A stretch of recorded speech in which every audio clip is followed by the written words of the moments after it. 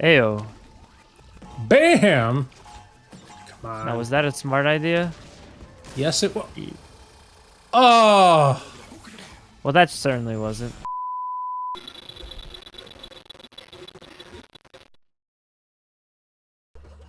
And we're back, everyone. It's your boy Zero.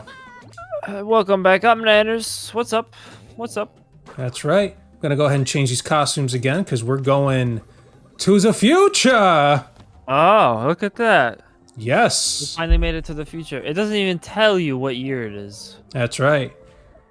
Nice reference to the- Bermugala I was orbit. gonna say that ship over there and all the futuristic stuff and the sliding totally reminds me of a series I would like to feature on the channel one day, and that would be Ratchet and Clank. Oh my God, we haven't played a Ratchet and Clank game yet, have we? Yeah. 2 episodes ago, I had talked a lot of crap about the PS5, and the one thing that's really probably gonna make me want to go out and get one is a gonna new be Ratchet that and new Clank. Yes. Among other things, but yeah, definitely Ratchet and Clank. I mean, we've been given Ratchet and Clank for free twice at this point by Sony, so we might as well put that on the channel one day. But you did mention this in the previous episode. Look at the bottom right. Earn 9 to unlock skin. What is that? That looks like a spacesuit for Crash. Oh, cool. Yeah, so that's how you know what skin you unlock in every level. Yeah. Yeah. To go back to Ratchet though, I gotta say I like am kind of disappointed in the way that they've been titling the last couple of Ratchet and Clank games, and that's the fact that it just makes it confusing because they'll release a game and call it just Ratchet and Clank, and I don't know how they all fit together, and some of them are not really based on the series necessarily, or like trying to continue the series. They're just kind of doing their own thing. I want them to make another Ratchet trilogy, or like a series of games that are connected, kind of like we had Crack in Time and Tools of Destruction on the PS3. Yes. I remember wanting to get Tools of Destruction when it even a year or two after it came out, and it was still expensive as heck, even used. Yeah. He's with me. Found him lost out there. Caught him up on the whole time-space, thing. Yeah, just trying to get home.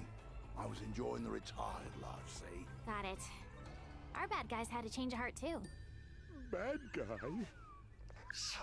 Yeah, you're a bad guy, you bastard. What do you think? You try my patience, Oxide. But no, I'm sure this insect knows how to And Oxide.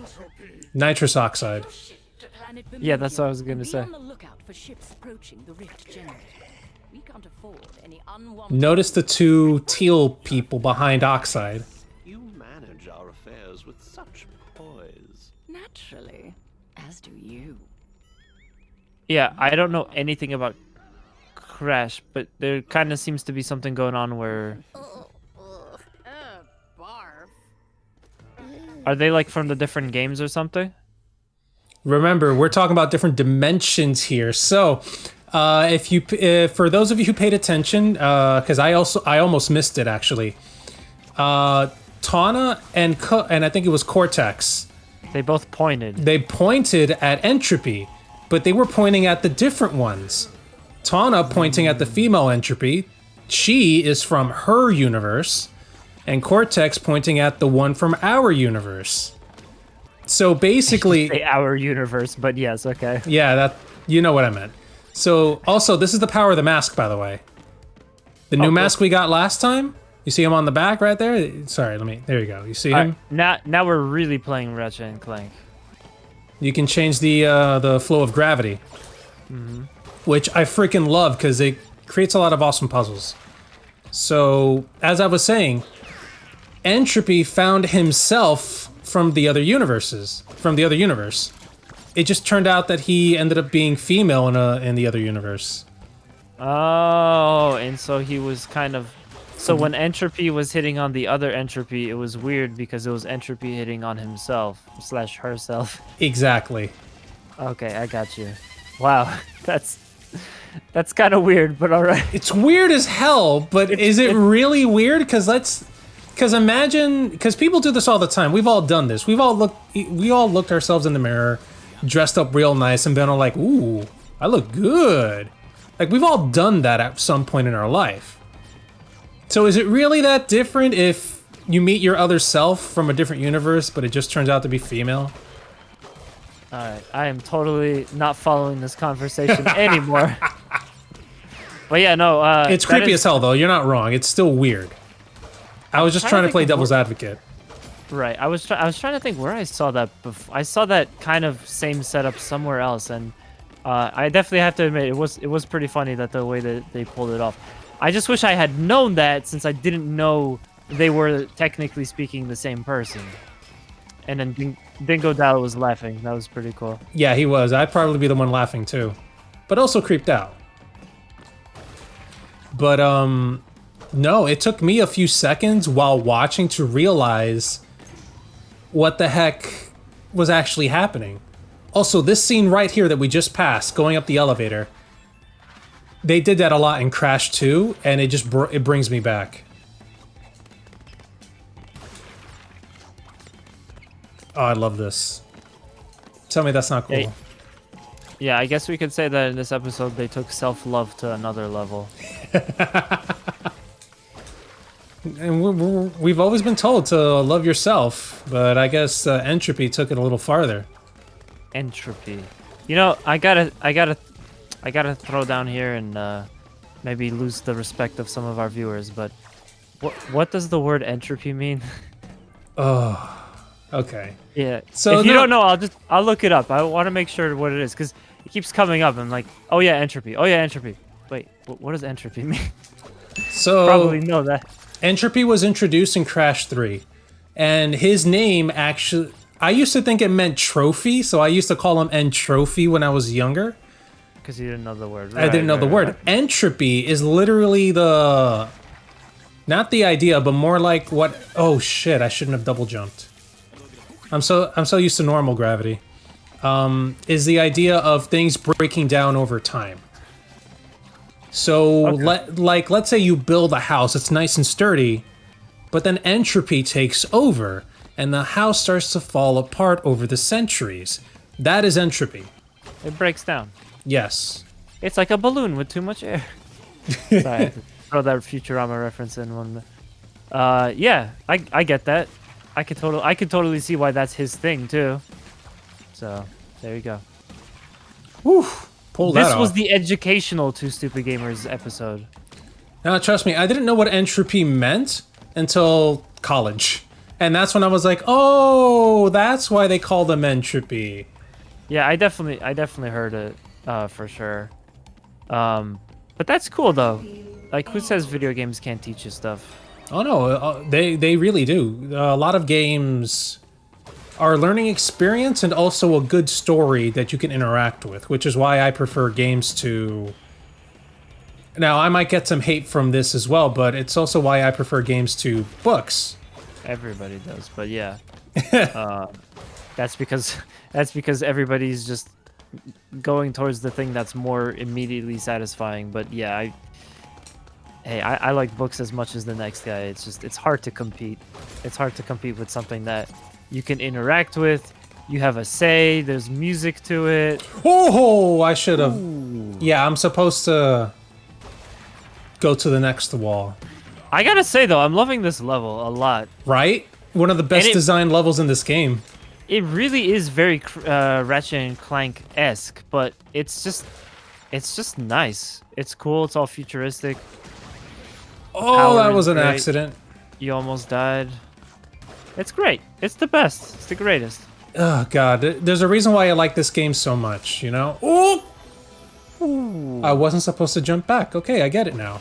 So, what were we talking about? Yeah, learning stuff from games and books and whatnot. Like, I do like books. One of my favorite book series is called Pendragon. Really awesome. I'm so not well read though, so I'm not surprised. Oh no, me too. I'm not super well read either. But it was one of those books that intrigued me because when I was in high school, I kept saying to myself I should really read a little bit more. And then I found Pendragon and I was all like, oh, what's this about? Maybe it's about taming dragons or whatever. Nah, it's totally like how Crash is right now, different universes and time travel. And that shit blew my mind because I never thought about different universes and how different versions of ourselves or different versions of Earth would be like, you know? Right. So that book series opened my mind to possibilities of like what you could do or what, you know, reality could actually be. Yeah, I think that's where you really if you don't do a lot of reading, that's where you could turn it around, is just finding out what you like. Because I get the same thing. I don't do reading very often, but when I will randomly find something that appeals to me for whatever reason, I'll go ahead and read it. Maybe I won't finish it or read it as often as I should, but I definitely go out and get it, and then make at least a couple of attempts to read it. The last book I started to read, I have the Tales of Sherlock Holmes, because I don't know what the why. hell is that? Sorry. That's okay. You died. I mean, things happen. I was just gonna say that, yeah, mystery is intriguing. I think that's just natural. So I was in a store and I saw Sherlock Holmes. I just decided to, hey, why don't I read it? Short stories are also really good to get into, which was made it a plus there, because what is he gonna do? What is he gonna do? Nice. Yeah, short stories are a plus because you don't have as much to read necessarily, so it just makes it a bit easier. Wow. I know, right? This thing messes with my head. 1, 2, 3, 4, 5. Oof. Panic there. 1. Oh. Oh. Ayo. Bam. Come on. Now, was that a smart idea?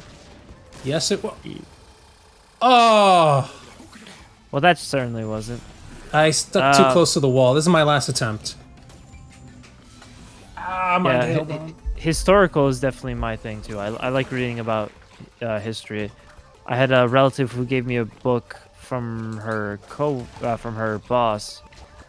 She said like, "Oh, you know, here, give this to somebody. Maybe they'll enjoy it." It's a book about the history of Manhattan. Ooh. And it sounds boring maybe to some. It's not.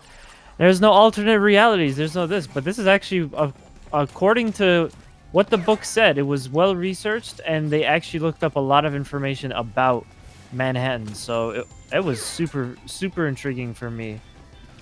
Yeah, like just to find out, like literally picture Manhattan today.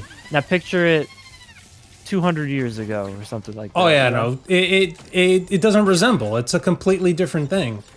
As a matter of fact, the train stop that's by me has a picture of itself from, oh, that was an accident, from 1904 or something like that. Nice. And it's so weird.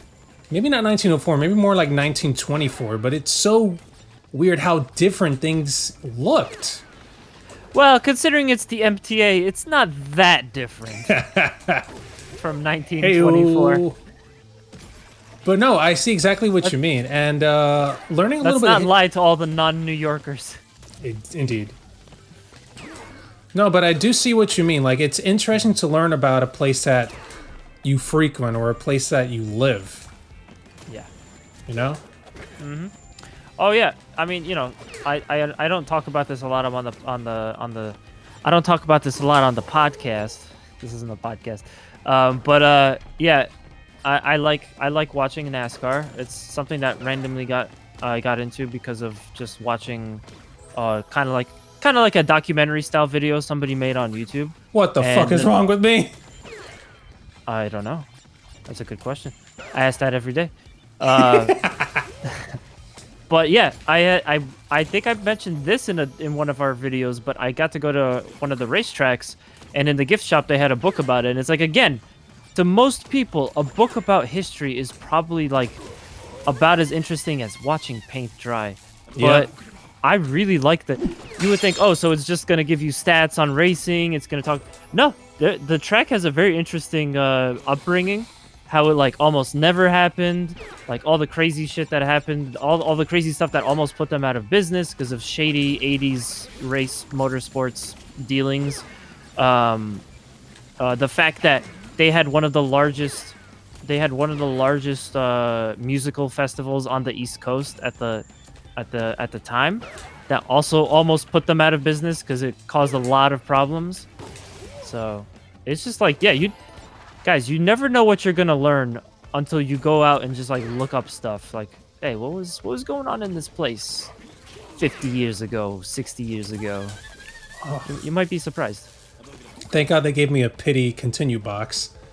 No, I completely agree. Like, did you know Manhattan was actually named after the native people who lived here? It was named after the name they gave it, Mannahatta. Yeah, a lot of New York stuff was like that. Montauk in Long Island, a lot of the upstate, I think Syracuse. Yeah, a lot, and that's again like this book explains some of that stuff too. So it really does get into it, get into like the detail. Because what they did with this book was they had gone through records, and they actually kind of had an almost apologetic footnote at the beginning that said basically, we tried to find as much information about Manhattan as we can. Unfortunately, there was a fire at some point when records weren't digitized yet. Yep. And there was a crap ton of records pertaining to Manhattan that we really wanted to include in this book, but we couldn't because there was a fire that happened a long time ago, and all of those records went up in the fire. Yeah. Much like, by the way, totally random segue, unrelated-ish. I remember a while back hearing that there was this massive fire it's like owned by some record company or something like that, and they had lost tons of master tracks and recordings of like really big bands, like stuff that you hear on the radio all the time. It just all went up in smoke, and it was like lost forever. Dude, that sucks. Yeah, it's pretty terrible. If you lose the master track, the original song is basically gone. Like, you could try getting a copy, because look, if it's a popular song, there's a record of it somewhere. It's you just can't make like a good record of it. You can't make a good copy. Yeah. Floating around, you have the versions that you were selling to people for like iTunes, for this, for that. Yeah. But technically speaking, if you wanted to give a licensed, legitimate version to, let's say, some company to put it in their commercial, in their movie, you would not be able to do that because you don't have the master track anymore. That was the original recording that the band originally made. And also, random tangent, side fact, if you play Rock Band, they have Ace of Spades in that game. Mm-hmm. I think they also had Ace of Spades in Guitar Hero, but they had Ace of Spades in Rock Band. They eventually put it in, but it was like a 2010 live version of it. And it's like, that's kind of weird. Why would you put a live version in a game like Rock Band or something like that? So Motorhead, the band that made Ace of Spades, I don't remember what the story was, what happened. Apparently nobody knows, but they just lost the original master track for Ace of Spades. So they weren't able to put the original song into Rock Band, and the version in Guitar Hero is also a cover too. So it's not the original. Holy shit. Yeah. All crazy stuff happens. Crazy stuff happens. Yo, did I goof? Whatever. No, dude, it sucks. I mean, music preservation, book preservation, record preservation, history, all that is important. And that only brings me back to like game preservation, because I remember seeing this documentary on YouTube talking about certain I forgot you can do that to He only has eyes for us. Pretty much. No, because there are games out there that we're never going to be able to I goofed. Own or even play, because it was only either out digitally, it was only out like on old technology that nobody can actually access anymore, or whatever copies were actually created, only like 2 or 3 were sold, and that's it. Like, unless we find whatever copies were actually, played and sold and people still have, which is still rare, we won't be able to try. Yes, Sony. Indeed. So, We preservation. were talking about that 2 episodes ago. Yeah, preservation of just a lot of stuff is important. Of course, yeah. God damn it. it's nice. It's important to keep the originals around because it has many uses. And again, in the legal world, or like the professional whatever world, you have to give them the original version in order to put it into a movie or something like that. Otherwise, all you could really do is give them a recording of the live version, which is not going to have the same effect. Oh, yeah, this is annoying. Agreed. Yes. We see that still like in today's like remakes or remasters. Like, I think it was Final Fantasy VIII. The source code for that game was lost. Really? The source code for that game was lost, and they had to basically take whatever copy of the game they can get and try to recreate whatever they could. And because they didn't have the source code, they didn't have the original images or like renders or whatever. So when they came to like recreating like the backgrounds or maybe up-resing them for HD, they couldn't do that. Back then, damn it. Back then, boys and girls, Square Enix used to use pre-rendered backgrounds for a lot of their RPGs. Even Final Fantasy VII. So because of that, if you try to replay like if you try to play the remastered version of Final Fantasy VIII, you'll see that some of their backgrounds have been given like a slight blur to it because they weren't able to get it to an HD enough version. I pressed the wrong button. Wow. See, that's interesting because I actually picked that thing up and I had never played the original, so I didn't notice anything about backgrounds. But now that you've mentioned that, if I do ever go back to playing it, I will absolutely look out for that. I had no idea. I didn't even realize a game would... Square Enix, how would you lose the source code? This is the game that came out after Final Fantasy VII, which basically prints money. Here's the thing about source codes. For some reason, source codes, at least at a certain point in time, were mainly kept on a online server. Or like some sort of like office server. Not online server, but like office server. If that makes any sense. And for any given reason, it's a good idea to do that because if you keep it on a server, not on a hard copy or a disc, that hard copy or disc can be stolen, it can be given out, can be made copies of, and then you have multiple source codes wherever you go. And you don't want that because that means people can... I keep pressing the wrong button and I'm getting upset with myself. So they're mainly kept on servers, like I said. But what if the server goes offline and then no one pays attention? You potentially lose the fucking source code, and that's what I think happened to Final Fantasy VIII. Okay. Question. Yes. Why didn't they just do both? Just have the CD and the digital source code.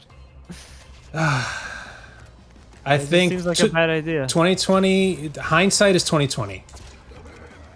What the fuck is wrong with me? Why can't I make that jump? Hindsight definitely is 2020. And the same one for Sony when they got hacked, and then suddenly... See, I had that was a crazy thing because I had I was taking a computer class one year, and my computer professor, he told me that, or he was telling the class he was teaching about cybersecurity, and he had brought up what happened with the PlayStation Network. And I didn't know this because I had never heard, but according to him, what he told us was that like right before that happened, Sony laid off a bunch of their security department or some crap like that or whatever. Like they basically downsized on the whole security thing to make room for profits elsewhere or something like that. That was what he said. And I feel like maybe he's right. A guy like that probably looks into security stuff a bit and does know his stuff, so I'm not denying his level of expertise. However, from what I had understood, and probably what made also a bunch of sense, was that Sony had started coming after people who were hacking the PlayStation 3 or something like that, and they were going after people and trying to sue them. Which, I mean, hey, it's Sony's right to do that, I guess. I mean, it's their content. But that pissed off a lot of the people in the community of hackers and stuff. And that was, I thought, the common understanding of why the PlayStation hacks went down the way they did. So, It's funny you say that because I was under a completely different impression. So that does make a lot of sense, and also what your professor said could also make a lot of sense too. yeah, I think they could both be valid. To my understanding, because there are these hackers called white hat hackers, and they basically hack to help identify what the fuck. I'm confusing the buttons. They help identify cracks in security. Yeah, weaknesses in security, flaws. And one of these white hat hackers had told Sony, I think about a year or a few months prior, hey, you have this leak. You have this leak in your security. You guys may want to strengthen that. And I think Sony was just being dumb. They didn't pay attention. Right. So they were warned, to my understanding, beforehand about that. And that's what happens with a lot of companies, because a lot of companies will look at security and say like, we're fine, we're secure. But that's again why I think I understand. That's why I am confident in what my professor was talking about, because another thing he mentioned was that a lot of the time these security problems are addressed after there was an issue. So after there's been a big hack or something like that. Yep. Because the company doesn't see the value in taking security seriously, and what they end up doing is that they do the security after it's too late, essentially. Pretty much. And they get hacked, and it's like, oh, now we care about security. It's like, yeah, but you've already, like, 15,000 of the credit cards have been, like, taken out of your system by hackers because you didn't take it seriously in the first place. So, What? how did we get on this topic? Oh, because we were talking about preservation and Preservation, that's right. preservation. Then I talked about how Square Enix fucked up and lost the Source code for 8. Final Fantasy. They also lost the source code for Kingdom Hearts, the first one. Really? Yeah. So how'd they make 1.5? Is that just new stuff? I think because they made 1.5 way before. Japan got 1.5 in the PS2 days. What? Wait, 1.5 came out before Kingdom Hearts 1? No. So they didn't lose it immediately after. They didn't lose these source codes immediately after they released the game. It happened like years afterwards. Okay. It would suck if they had lost it literally like the second they made the game, man. Like that's some but shit. I was just gonna say, I want to confirm. Kingdom Hearts 1 came out before Kingdom Hearts 1.5, right? Yes. Okay. I was gonna say, I didn't think that series could get any crazier, but if you told me that was the case, I'd have to be surprised there. Oh man. No. I totally understand. I would have been super surprised as well. But no, that's not the case. What the hell am I doing? Oh, okay, screw. I'm not going back. Or do I have to? That was dangerous. I see now. Woo, baby. Gonna want to time those shots out, my friend. Shots out better, my friend. You're absolutely correct. I am horrible at this. Oh, come on, just let me. That's what I wanted. I don't want to die. Tired of dying, you know? I'm not used to playing as Cortex. Woo! He doesn't have a double jump! He has the dash, though. He does have the dash, but I'm goofing and now I gotta do this again. So, game preservation, losing source codes, Final Fantasy, Kingdom Hearts, yeah. You'd be surprised how many games actually lose their source code. You'd be really surprised. I would bet that Valve has already lost the source code to Half-Life. That's why they're not giving us 3. I mean, you don't need the source code to make a sequel. It just helps. You're right. It helps a lot because you have something to build off of. Yeah. I'm pretty sure they used the source code for Spyro when they remade Spyro, because they kept saying that they used the actual like size of the maps and mapped it out and made some sort of program to do it right. Come on. See, what I'm really pissed off about myself is that I keep doing it when it's over my head, and I know I shouldn't, but I keep doing it. Can't you just be more careful and like try to have it in the middle as opposed to all the way on the side? Yes. Would that help? Yes. But I'm being stupid. You see that's the problem. I'm acting like an idiot. What'd you do that for? For being an idiot? Okay.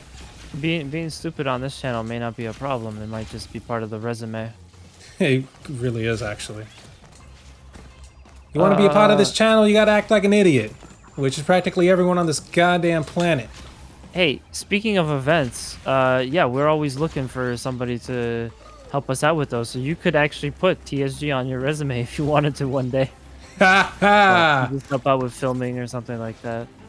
Because, you know, to throw it back to a topic we were talking about like an episode ago, yeah, I had thought a lot about this, and honestly, PAX was fun, but it made me realize that was a lot of work for 2 people. That was probably too much work for 2 people. Oh, dude, we were constantly filming. It obviously was. We were constantly. To put this in perspective, guys, we were constantly filming non-stop and also trying to enjoy the show and occasionally meet up with friends and stuff, which barely happened because we were doing this. But damn, we met with Oni and his wife for like 10 minutes, and that's it. And Carlos. And Carlos. Yeah. Now, granted, Carlos chilled with us after the show at our hotel because we were staying at the same hotel, and that was one of the highlights of PAX East for me. Just hanging out there playing Genesis mini games. That was great. Yeah, we brought the PlayStation Mini. You brought the Genesis Mini. Oh my god, that was great. Yeah. That was really fun and a great way to unwind. But the thing is that, like, again, for 2 people to do all that work, it really would have helped to just have like a small team to help with filming, to help with carrying equipment, to help with, you know, scouting out a good shot or just whatever. Like, at this point, if we're going to be doing a production like that, we definitely need someone to assist us, because I mean, it's just tough. It's the same way with the MagFest interviews, you know. I love doing them, but doing them by myself is insane. Is absolutely insane. I bring all the equipment. I set everything up in the hotel room. We use the hotel room as a studio basically. And yeah, it's a lot of stuff. Somebody actually said, like, you brought all this stuff by yourself, and I'm like, yep. I literally packed all this crap into several bags and just took it on a train with me, and that's how I got here with all this stuff. Yep. It was nuts. It was absolutely nuts. That's why when we went to PAX East, I kind of felt better because I'm like, at least there's a second person, but it still was quite a bit. Are you kidding me, man? We did a lot of work, and it was exhausting every single night, but I can't say I hated it. I can't, because it was a lot of fun. Oh, me either. I was loving every minute of it. And also, to put things in perspective, I kind of started planning for cons in this try-hard kind of way a while back, which is that basically I brought protein shakes. So I knew that we weren't always going to be eating or have a great opportunity to sit down and have an actual meal at a decent time. Jesus so Christ. If we had to skip a meal or something like that, I had shakes for us ready. So it was like we would basically be replacing the meal while we wait to actually go have a meal, like, somewhere. And that is like a 5-head level strat, just trying to maximize the fact that, you know, you're basically like working and you won't always be able to eat, but you want to do more stuff. Yeah. Every time we do that, like every time I have one of those shakes for that reason, it always like lifts my energy up, and it gives me. I don't consider it a meal replacement. I consider it like a meal, like it staves off the next time I have to eat. Exactly. So it's like, okay, I'm really hungry, I'm really exhausted. But this will keep me okay. Destroying my body right now. Yeah, but thanks to this, I can last an extra like 2 hours. Oh man, yeah, that's crazy. I'm gonna be honest. After sitting home all this time, I don't know if my body can handle all this anymore. We're gonna have to ease into it for the next convention. So if we go to Anime NYC, we gotta maybe just make one like video. 50%. Yeah. Maybe just well, I one or two definitely videos. I definitely want to interview all the guests for sure, like as many as we can because that was great. Oh yeah, of That course, was really Max cool. Middleman and shit. That was great. And Ray Fuck my Chase. life. Yes. And then, yo, this is just the convention story episode, but we're sitting there in a room with a bunch of press people, a bunch of other people that have press passes, and also Max Middleman. Sorry, and Ray Chase. This was for when we were group interviewing Ray Chase. And then suddenly Zero goes like, "Yo, I think this guy did a voice in a game that you really like." I was like, "Wait, what? Really?" And then we looked it up. It's like, yeah, he voiced almost like my favorite character in Valkyria 4, and that was pretty cool. That was really clutch of you, man. I'm glad that you brought that up because I got to ask the question. The thing is, I remember we were doing Max Middleman. We were interviewing Ray Chase, and I think it was with Max Middleman because you were really excited for him. You asked him a couple of questions that you thought would really get him to tell a story, whatever. Yeah. He was just like, yeah, okay, yeah, that was good. I enjoyed it. And I remember, you gave off this vibe. You were like, oh shit, I thought this would actually last longer. I remember that, and I'm just like, shit, I gotta come up with shit myself too. Because I didn't know Max Middleman. But at that point in time, I wasn't following voice actors. I wasn't prepared for that. I knew him from Persona because I played Persona, but outside of that, I really didn't know. I knew he did Saitama, but outside of that, I think we were probably the least prepared to be in there. Oh yeah. And I tried my best to answer I specifically remember one of the questions actually was that I asked him about something upcoming, and he basically, because of contractual obligations, couldn't say anything. Yep. And that was basically the end of the question and answer for that. Because if you can't say anything, then there's no question and answer. That's just it, you know? Indeed. Jesus, Yeah. we went over. But no, let me end it with this. So, yeah, man, that was crazy. And I remember I'm just on my phone on the side as everybody else asks their questions. I'm like, oh shit, he was in Dragon Pilot. Oh shit, he was in the Pokemon mobile game. Let me see if I can pull something out of my ass with this. Yeah. And for next time, and if anyone from Anime NYC is listening, we promise we will do research ahead of time. We're not gonna just half-ass it. And we didn't mean to half-ass it. It just turned out that way because we tend to be pretty busy. But yeah, we definitely appreciate that opportunity. Indeed, the Anime NYC is awesome. If you're in the New York area, check it out once things go back to normal. But Oh, definitely. But we are at the end of the episode, guys. We went way over. No way. We don't have time for 6 more convention stories. Not at all. Thanks again, guys, for watching. If you enjoyed it, slap the like button. Subscribe to the channel. Let us know down below. What would you like to ask your favorite voice actor? Yeah, and who that person is. That's another one. Indeed. So thank you guys for checking out TooStupidGamerz. You enjoy the rest of yourselves, and yeah, we'll see you on the next episode. See ya.